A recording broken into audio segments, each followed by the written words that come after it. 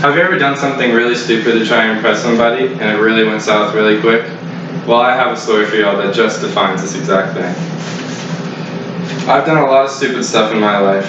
The type of stuff that comes to bite you in the end. Especially when you try to impress somebody. A first impression to like a human shouldn't be from one act or one speech. But knowing them deeply in a way is the way to go. Unfortunately, my 13-year-old self wasn't as wise to know this. We've all been there. I know. It wasn't just me. For my guys in the room, you know that girls try to make you do some pretty stupid stuff to try to impress them. From a genius idea to going to the hospital. Yeah, that was me. So leading up to the challenge. This girl that I liked in 7th grade, it was my year to try to impress her. She invited me over after school one day just to hang out and talk and walk around the neighborhood. Me, I was waiting for the right moment to say something slick that she'd surely love. Hey girl, are you from Tennessee? Because you're the only 10 I see. Yes, corny, but in 7th grade, that was the winner.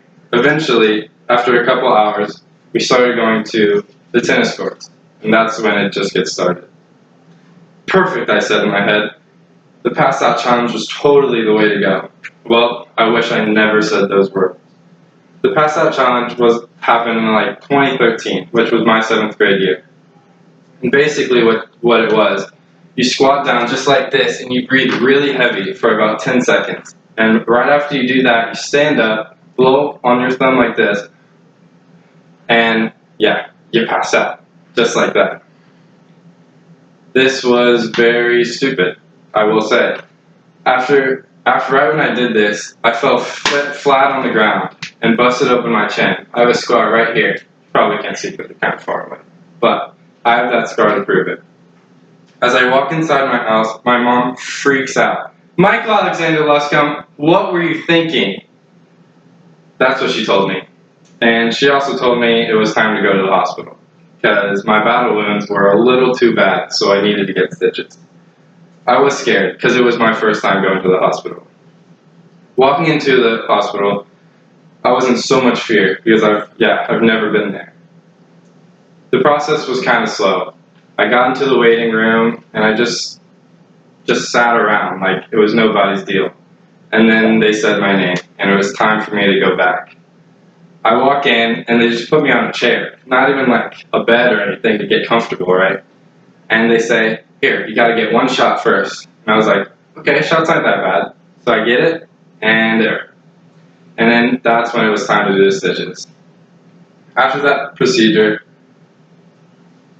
leaving there, all I thought was, Alex, you're an idiot. That wasn't impressive at all. What were you thinking? Getting home to a surprise was just what happened for me. I got home with balloons all over my house and 2 cards waiting at my front door. I knew it was from the girl.